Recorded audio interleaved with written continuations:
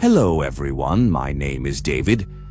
Today we are going to take a look at another horrible case with you. It was the morning of April 28th, 2018, near a dam close to Mumbai. A man called the police and reported that a dead body was lying near the dam. Upon hearing this, the police rushed to the scene. When they arrived, they found a body, but the face was unrecognizable. While inspecting the area, the police discovered that the person had died from a gunshot wound and had severe head injuries. The police searched the body and checked the victim's clothes for identification, but found no ID proof or wallet, making it impossible to identify him. They sent the body to the hospital for further examination and started investigating the crime scene. At the location where the body was found, the police discovered 2 empty bullet shells. Upon closer inspection, they realized that both were blank cartridges. This puzzled them. How could a real murder be committed with fake bullets? The only way to find out the truth was through the post-mortem report. Once the autopsy was completed, the report confirmed that the cause of death was a gunshot wound. A real bullet was found lodged inside the body, and the bullet that hit the victim's head was also real. Additionally, the pistol used to fire the bullet was confirmed to be genuine. For the police, the situation was quite strange. At the crime scene, they found 2 fake bullets, yet the victim had been shot with a real bullet. Not only that, but a real bullet was also recovered from the victim's body. So why would the murderer leave fake bullets behind? The crime scene itself suggested that the truth would inevitably come out during the post-mortem. It wasn't something that could remain hidden forever. This raised the question, what was the connection between the fake bullets and the real one? With this mystery in mind, the police launched an investigation. However, the crime scene did not provide any clues about the victim's identity, who he was, where he came from, or why he was there. The police also checked some nearby CCTV cameras, but they didn't find anything useful. Typically, in such cases, the police don't keep unidentified bodies for long. They take photographs, document all possible details, such as cause of death, height, weight, complexion, and then proceed with the final rites. The crime took place in Navi Mumbai. Some officers speculated that this could turn into a high-profile case because the victim appeared well off. He was well-dressed and looked to be between 23 and 27 years old. For this reason, the police decided not to cremate the body immediately. Instead, they kept it in the morgue, stating that the last rites would only be performed once the victim's identity was established, his name, background, and any form of identification. The police intensified their investigation, questioning people in the surrounding areas, but no evidence or leads emerged. The body was in such a condition that calling people to identify it seemed futile. Days turned into weeks and 20 days passed, yet the case remained at a standstill. Forget the murderer or the motive, even the victim's identity was still unknown. During those 20 days, coincidentally, the commissioner of Navi Mumbai formed different teams to solve this case. As part of this effort, an officer from Navi Mumbai traveled to Pune for some work. After completing his work while returning, he noticed something at a station a little ahead of Pune. At that station, he saw various posters displayed, similar to the advertisements found in crowded railway stations. Ads for brands, restaurants, hotels, and clothing stores. Among these, one particular poster caught his attention. It was a missing person notice about a young man. When he looked closely at the poster, he felt that the face seemed familiar. After thinking for a moment, he recalled a case that had come to them 20 days ago.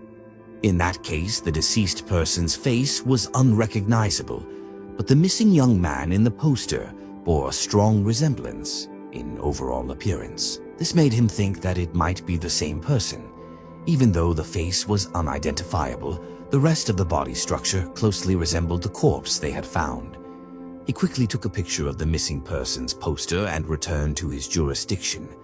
Upon reaching the police station, he informed his senior officers about his observation that while returning from Pune, he had stopped at a station where he saw a missing persons poster with a photo of a young man. The resemblance between the missing man and the unidentified corpse they had found earlier was striking. Although they could not confirm the face, the body structure matched significantly. The officers then took the picture and compared it to the body stored in the morgue. They examined the corpse's hair, hands, and other body features. The police suspected that this man might be the same person whose body they had found, the missing person. The good thing was that a phone number was written below the post, so the police officers decided to try calling the number. When they dialed the number, someone answered the call. The police then asked, "Who is speaking? What is your name?" The person on the other end replied, "My name is Aniket." "Who is this?" The police officer then said, "You had posted about a missing person." Aniket responded, "Yes, my brother is missing. His name is Onkar Kundan." As soon as Aniket mentioned his missing brother, the police asked about his age. Aniket replied, he was 25 years old. The police then asked, "Since when has he been missing?" Aniket said, "He went missing on April 27, 2018. This raised suspicion among the police because they had found a dead body on April 28th, just one day after Onkar went missing. So they asked Aniket, "Did you file a missing person report?" Aniket confirmed, "Yes, my sister-in-law filed the report." The police then asked, "Who is your sister-in-law?"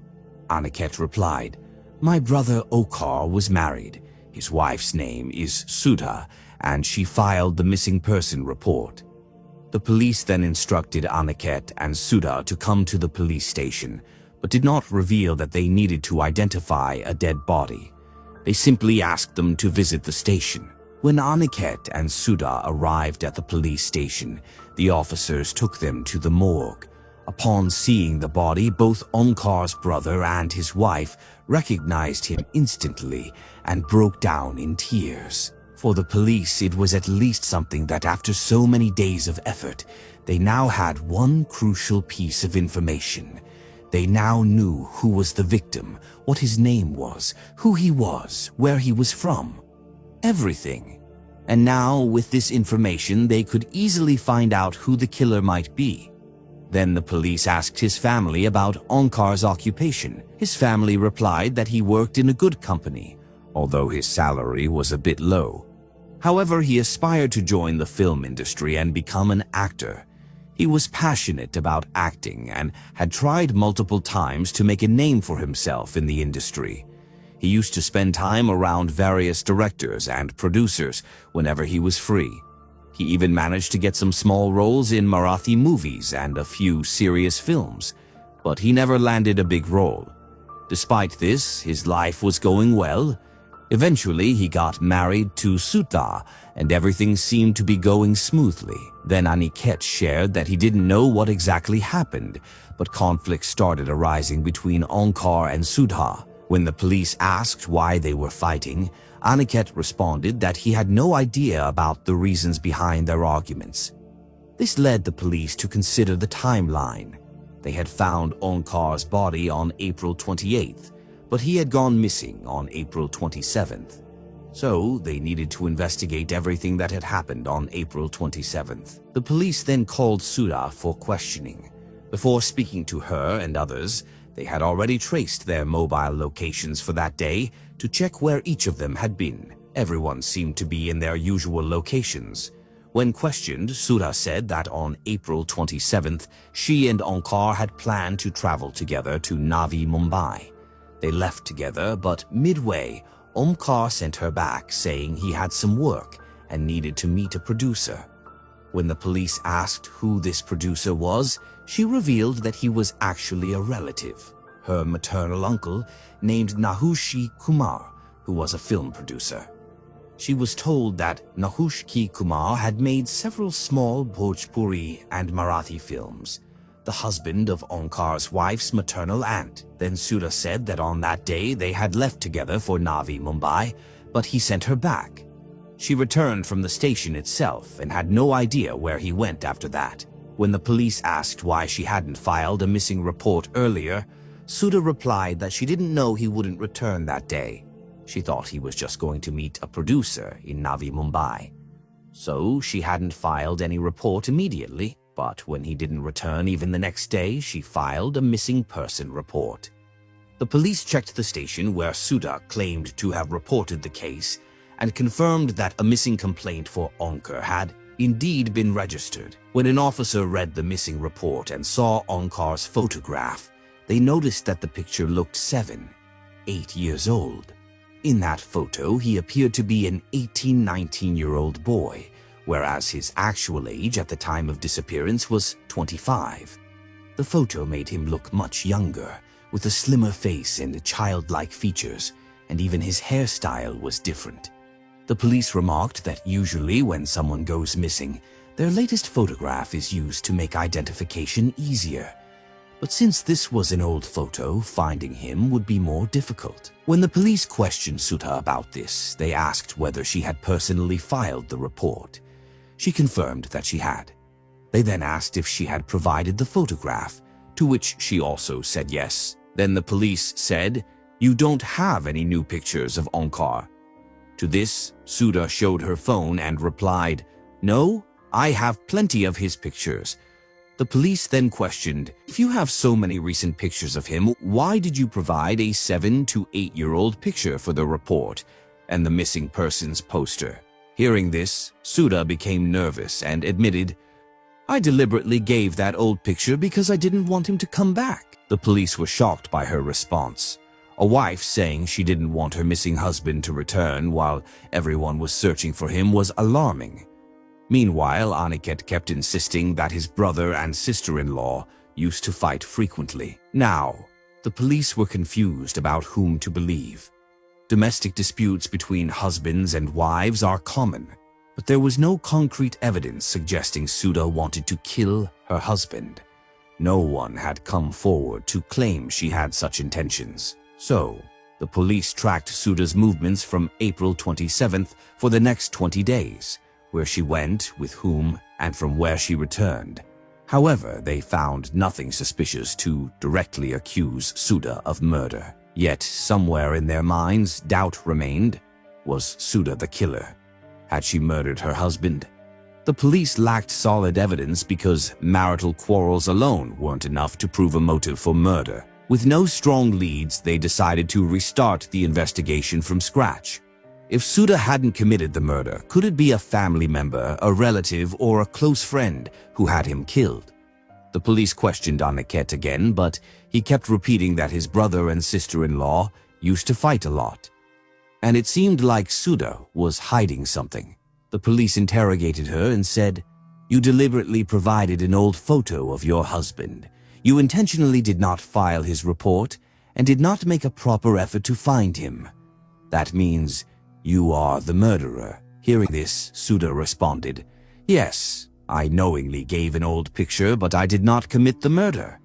However, the police insisted, "No, you are hiding something. You don't want to tell us the truth. Now, speak up. What is the matter?" Then she narrated a story. She said, "My maternal aunt's husband is a film producer. I met this producer some time ago. Onkar had always wanted to work in the film industry, and he was completely focused on that goal. So I thought, why not become a model myself? I decided to enter the film and modeling industry. I had already prepared my portfolio and had my photos taken. Some of my relatives encouraged me, saying, 'Why don't you try your luck in the industry? Maybe you could become a hit.' But Onkar questioned, 'I never got a chance. So how did you get one?' Meanwhile, Onkar continued working hard and networking with producers and directors. On the other hand, I also started dreaming of becoming an actress, of gaining recognition, having fans, and making a name for myself. As we both got involved in the industry, I met my uncle more often. Our relationship was not very close initially, but we were distantly related through my maternal aunt. However, since we were of slightly different age and came from similar backgrounds, we started liking each other. Eventually, we fell in love. Whenever we got the chance, Nahosh and I secretly met each other.